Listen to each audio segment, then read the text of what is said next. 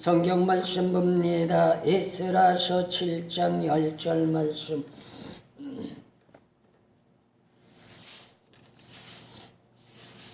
(719페이지) 에스라서 7장 10절 한 절 말씀만 상고해서 올립니다. 에스라가 여호와의 율법을 연구하여 준행하며 율례와 규례를 이스라엘에게 가르치기로 결심하였더라. 아멘.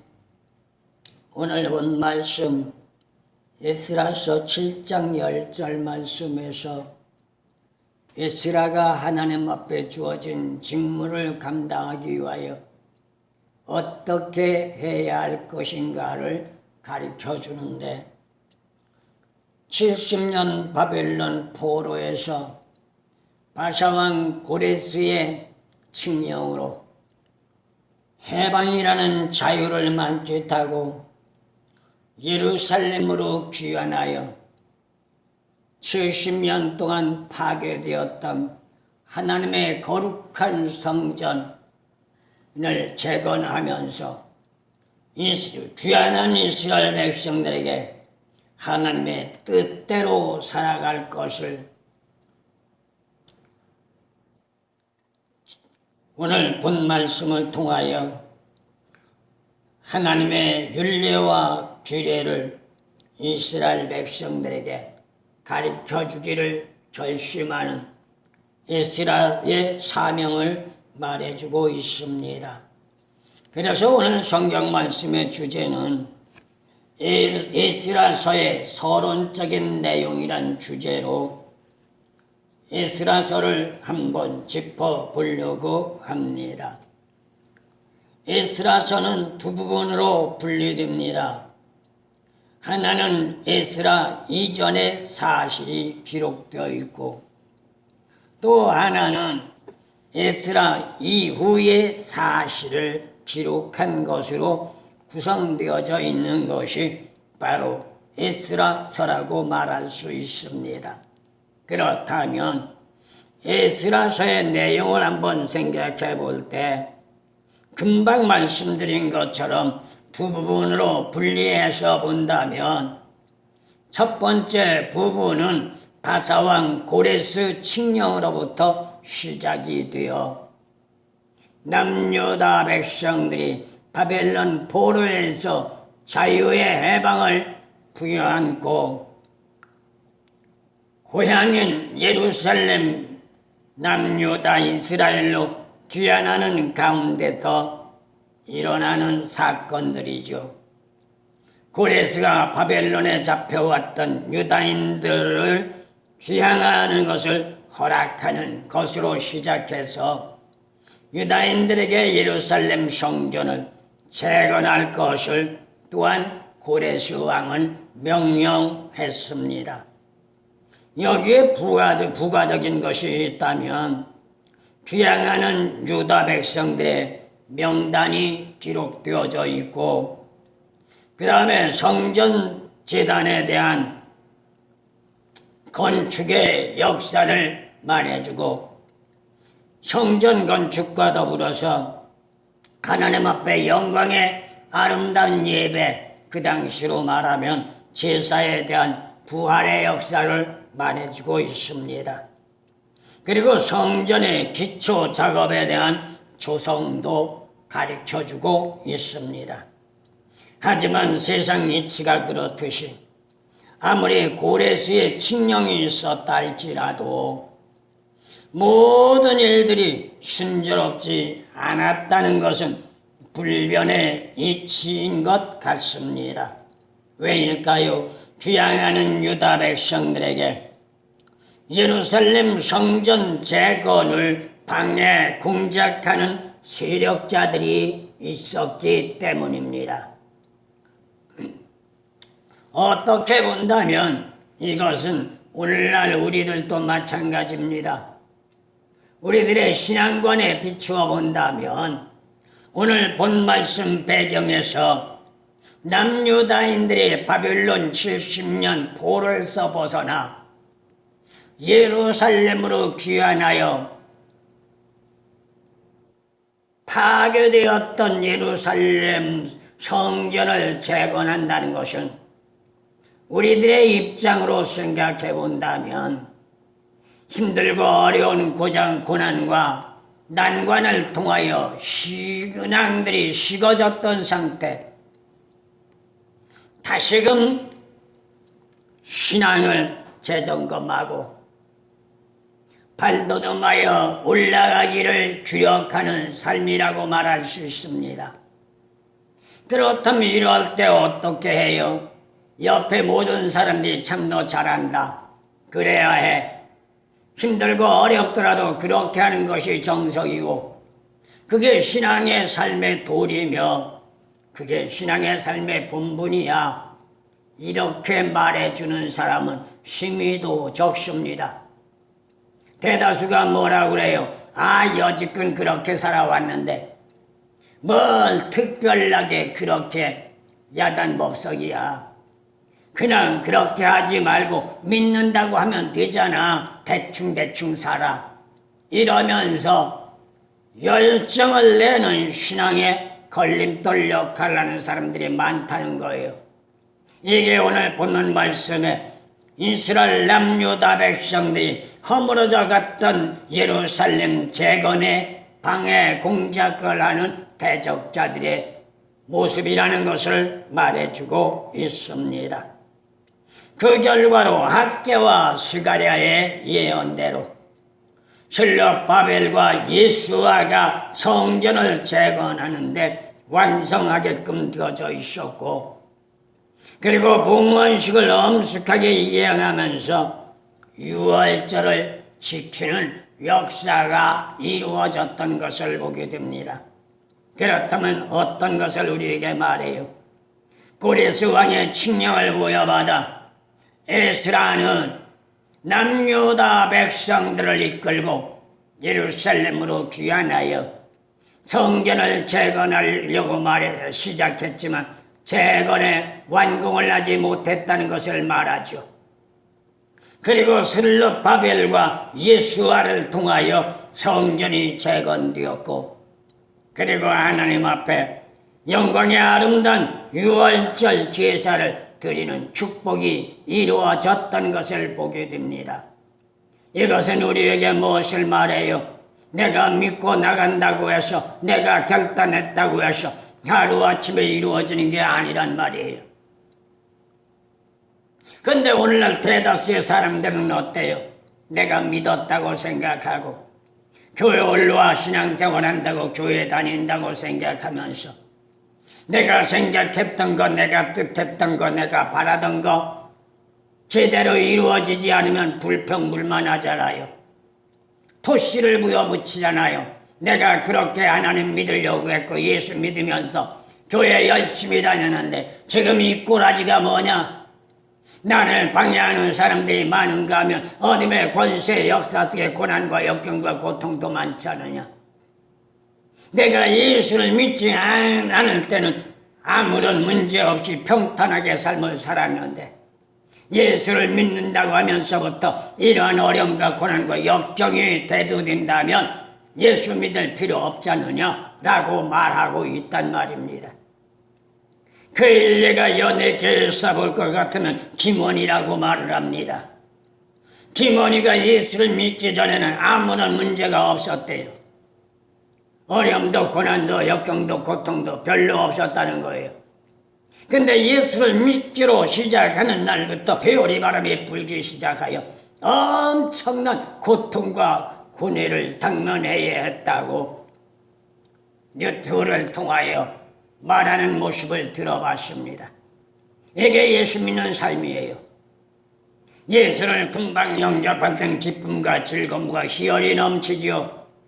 그래서 내가 예수 믿기를 잘했다고 이러한 예수를 진작 믿을 걸 왜 내가 여지껏 안 믿었는가? 그러면서 이제부터는 어떤 일이 있어도 내가 예수 믿는 신앙을 등한히지 않고 생명 다할 때까지 하나님과 예수님 안에서 살아갈 거야. 후원장담들 하지요. 그런데 어때요? 조금 시간과 세월이 지나가며 열심을 내고 헌신을 내고 봉사를 하고 충성을 하는데 웬걸? 기쁨과 즐거움의 일보다 눈물의 고통의 일이 더 많단 말이에요. 이러할 때 대다수가 쓰러집니다. 대다수가 절망 속에서, 낭망 속에서 주저앉아 버린단 말입니다. 그리고 우리나라 옛날 어른들 말만 따나 넘어졌으니 쉬었다 가자는 식으로 주저앉았으니 그냥 머물러 앉아 뭉개려고 하는 거죠. 일어나려고 하질 않아요. 도전하려는 용기가 없어요. 결단이 없어요. 이러한 사람들은 미안하고 섭섭하게 들릴지 모르지만 내일의 희망과 비전과 꿈을 성취할 수가 없습니다. 마치 무엇과 같으냐, 예수 믿고 구원받아 천국을 향하여 도약하는 사람이 천국의 문턱에 들어가서 보니까 천국 문턱이 너무 높단 말이에요. 그 천국 문턱을 넘어가려면 온갖 힘과 능력과 권능으로 주력하지 않으면 넘어갈 수 없는 고통이 따르기 때문에 그냥 거기서 천국만 들여다보고 포기한단 말이에요. 그 사람은 어때요? 예수를 믿었지요. 천국은 봤지요. 그러나 진정한 하나님 나라의 복은 받을 수 없다는 것을 말합니다. 어쩌면 오늘날 대다수의 인생들, 대다수의 믿음의 사람들이 여기에 속한지도 모르지요. 왜 그럴까요? 과거에는 긴단한다 하는 신앙관을 가지고 혼장담했던 모든 자들이 어느 순간인가부터 신앙이 핀도가 잘못 맞아 격길로 들어가는 모습들이 비일비재한 것을 볼 수가 있습니다. 이게 바로 오늘 성경 말씀에서 우리에게 가르쳐주는 교훈입니다. 그리고 후반부는 7장에서 10장까지를 볼 수가 있는데 여기에는 제사장이자 학사인 에스라가 아닥사스다 1세 제위 7년에 많은 유다인들과 함께 예루살렘으로 돌아오는 사실과 함께 예루살렘에서 열정적으로 백성들 중에 이방인과 결혼을 했던 건 금지하게 하고 결혼했던 사람들은 파기하게 하고 그런가 하면 이방 여인들은 돌려보내는 과정이 기록되어져 있습니다. 이렇게 함으로 에스라서는 이방 부인과 헤어져야만 했던 이스라엘 자손들의 서글픈 이야기로 10장 18절에서 44절을 통하여 에스라서를 마무리하고 있는 것을 보게 됩니다. 이것이 바로 에스라서의 내용입니다. 그렇다면 에스라서의 중심 내용은 과연 무엇일까요?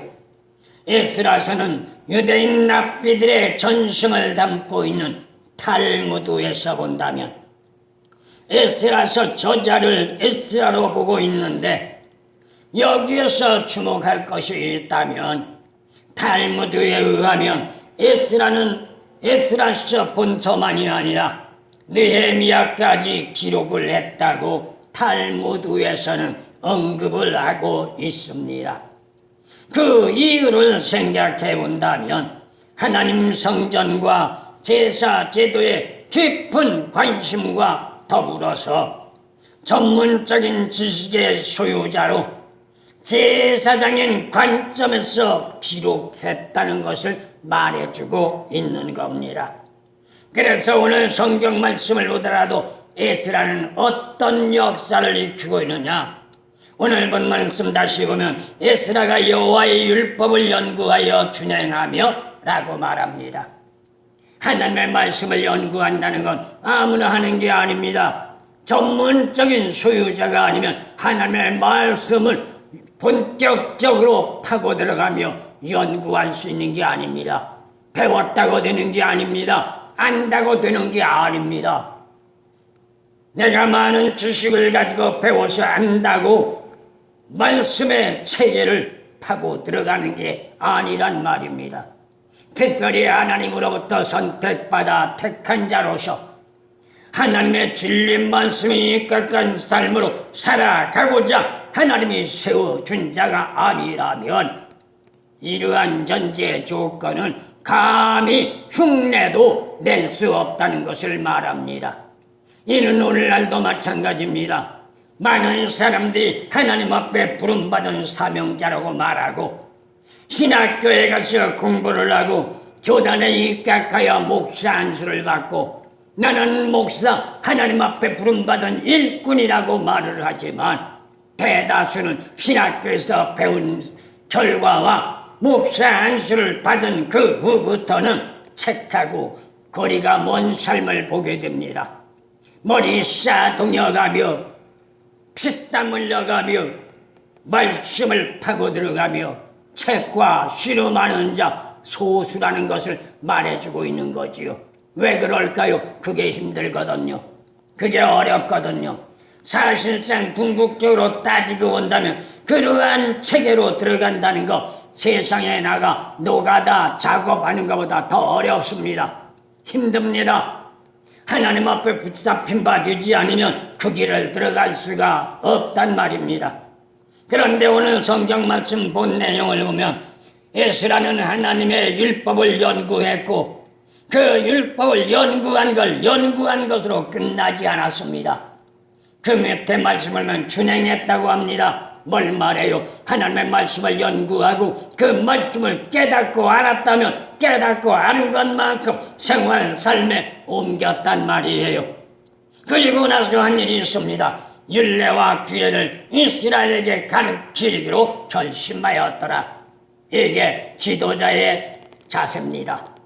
이게 목자의 자세입니다. 오늘날로 말하면 이게 목사의 사명이요 목사의 자세란 말입니다. 왜요? 하나님의 말씀을 연구하고 그 말씀을 연구하여 깨달았고 그 말씀을 알았다면 준행할 줄 알아야 되죠. 삶의 생활에 접목시켜 말씀이 생활화되고 생활이 말씀화되어진 다음에 나가서 하나님의 말씀인 율례와 규례를 사람들에게 가르쳐야 한다는 겁니다. 그렇지 않고 지식적인 문제, 학문적인 문제로만 가르쳐지게 되면 결국 수많은 인간의 성정의 본성이 드러나기 때문에 그 본성이 드러나게 되면 가르쳤던 모든 전제 조건들이 허사가 돼버리고 마는 거지요. 그리고 하나님 앞에 불영광 돌리는 불상사가 되는 것만이 아니라 하나님으로부터 책망의 대상이 된다는 것을 말합니다. 그래서 모세의 율법에 대한 성전 구례에 대하여 해박한 지식과 함께 모세의 율법에 대한 영통한 학자로 스가랴서 7장 1절에서 5절과 6절 21절 말씀을 나가보면 아론 계통 직계의 제사장인 에스라라는 것을 말해주고 있는 것입니다. 그것만이 아닙니다. 본 말씀에 기록된 문맥상을 생각해 본다면 생동감이 넘칠 뿐만 아니라 구체적인 묘사로 직접적으로 일선에서 에스라 자신이 실천실행하면서 이스라엘 백성들에게 가르치는 사람이었던 것을 보게 되는 거지요. 이것만이 아닙니다. 예경인 마카비와 2장 13절에서 15절 말씀에 나가오면 에스라는 학식 있는 서기관으로 느헤미야가 모아놓은 문서에 정통한 사람이 에스라라고 말하고 있습니다. 이에 대해 생각해 본다면 에스라서 7장 27절에서 8장 34절과 9장 1절에서 15절 말씀을 나가볼 때 에스라 자신에 대한 비망록을 기록해 놓고 있고 그리고 느헤미야에 대한 비망록도 기록합니다. 이는 느헤미야서의 중심 자료라고 말할 수 있는데 특히 느헤미야가 총독 시절에 기록한 것들로 에스라서는 아람어로 많은 부분이 수록되어져 있다는 것을 말합니다. 스가랴서 4장 7절에서 7장 26절 말씀을 나가보면 거기에 기록된 전제적 본인 언어는 모두가 하나같이 아람어로 수록되어 있고 스가랴서 4장 24절에서 6장 18절 말씀 나가보면 바사왕 아닥사스다와 교신했던 내용이 기록되어져 있으며 스가랴서 7장 12절에서 16절 말씀 나가오면 아닥사스다 왕의 임명장까지 부여받았던 사실이 기록되어 있는 것을 보게 됩니다. 이러한 전제 조건을 생각해 볼 때 에스라서는 대다수가 아람어로 기록되었다는 것이죠. 그리고 시대적인 배경으로 생각해 본다면 왜 아람어로 기록했느냐? 의문점이 생깁니다. 그런데 의문점 가질 필요가 없습니다. 왜 그럴까요? 당시 시대적으로 생각해 볼 때 그 당시의 시대적인 국제어가 아람어였기 때문입니다. 오늘날도 마찬가지지요. 세계 공통어가 영어입니다. 그러니 세계 공통어가 영어다 보니까 모든 나라 체계가 세계의 공통적인 과정을 이뤄나갈 땐 영어로 말하고 있는 거지요. 그런데 놀랍게도 하나님의 역사 속에 축복된 역사가 우리나라에 주어졌는데 그게 뭔지 아세요? 이제 옛날에는 한국말을 몰랐던 세계 각국 사람들이 이제는 우리나라 한국말이 세계 공통어가 되어갈 수 있는 시점까지 도달했다는 겁니다. 모든 각국 나라가 한국어를 배우는데 열정을 품고 한국어 배움에 바람이 일어난다는 겁니다. 어떤 나라는 가서 보면 거기가 외국인지 한국인지 분간할 수가 없을 정도로 한국어가 유행을 하고 있대요. 간판도 한국어고 말하는 것도 한국말이라는 거죠. 그래서 외국말 그 나라 말을 할 줄 몰라도 한국말만 가지고도 거기에 가서 서로가 통용할 수 있는 역사가 이루어지는 시대라는 것을 말합니다. 이게 뭘 말하는 걸까요? 하나님의 축복이죠. 그렇다면 우리는 어떻게 해야 돼요? 이러한 하나님의 축복을 받은 우리는 우선 먼저 감사의 영광을 하나님 앞에 돌려야 하고 단순하게 감사의 영광만 돌릴 것이 아니라 그 감사에 대한 보답으로 더욱 헌신과 봉사와 충성으로 일관할 수 있는 믿음의 사람들이 되어져야 한다는 것이지요.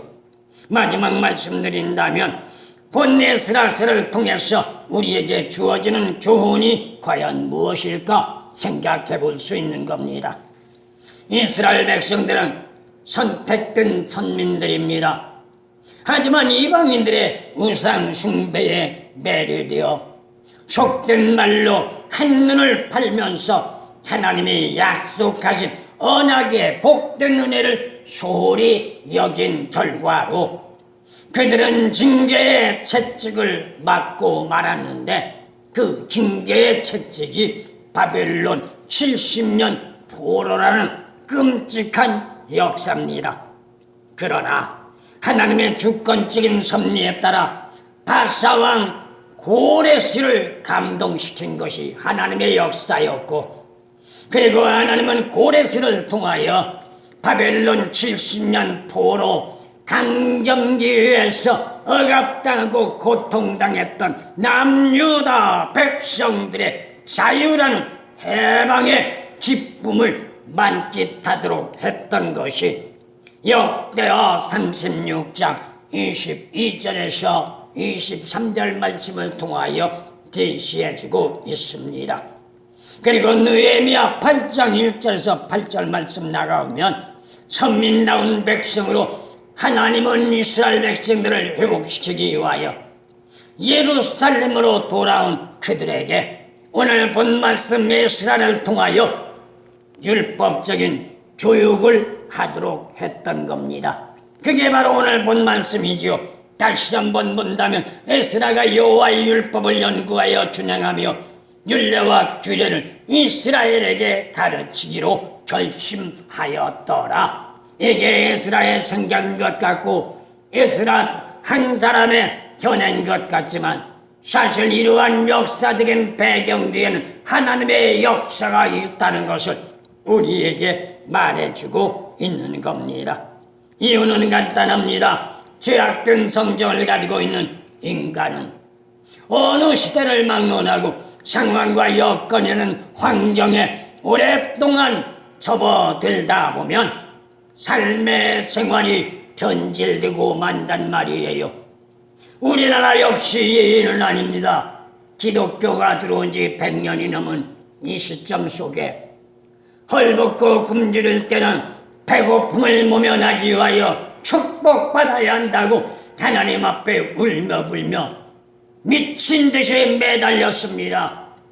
그래서 하나님은 그 눈물과 울부짖음의 소리를 듣고 축복의 문을 열어주셨죠. 그런데 어느 순간부터 이 나라 이 땅은 하나님으로부터 축복받아 유물론이 자리를 잡고 유물론에 이끌려 사람들은 유물론의 노예가 되면서 믿는다고 말하지만 하나님을 등한히 여겼고 하나님의 나라의 축복받아는 세상에서 말하는 축복에 매료되어 오늘날 이 시간도 대다수의 예수 믿는 사람들이 유물론에 매료되어 헤어나지 못하는 불상사를 겪고 있단 말입니다. 그러니 하나님이 진노하신 거지요. 상황 여건 조건을 휘몰아치고 있습니다. 나라의 문제, 경제 문제가 왜 이렇게 됐을까요? 정치인들의 잘못이 아닙니다. 나라와 경제가 힘들고 어려운 것 그 누구 탓도 아닙니다. 믿는 우리 자신들의 잘못, 진리의 말씀 복음에 바로 서지 못한 불찰이라는 것을 우리는 생각하고 누구를 탓하기 이전에 누구를 원망하기 전에 나 자신부터 철저하게 무릎 꿇고 하나님 앞에 불찰된 불순종을 회개하고 말씀의 세계로 바로 돌아설 때 이스라엘 백성들 바벨론 70년 포로에서 자유란 해방을 만끽하게 하고 예루살렘으로 돌아가겠던 것처럼 우리들 역시 하나님의 놀라운 역사 속에 하나님과 관계 성령을 맺고 믿음의 두 글자 안에 구원받고 저 천국 가는 길이 활짝 열려지는 아름다운 역사가 나타나는 줄로 믿습니다. 이것이 바로 우리가 해야 할 일이죠. 택함받은 백성답게 살기 위해서는 잘못된 삶들을 진리 안의 삶으로 변화시켜야 하는데 그 변화시키는 과정은 철저한 회개와 돌이키는 길밖에 없단 말입니다. 선민으로 언약의 백성답게 회개해야만 합니다. 약속된 언약에 따라 이방인들과 혼합했던 것을 파기해야 합니다. 여기에는 단순하게 하라는 말이 아닙니다. 말로만 하라는 말이 아닙니다.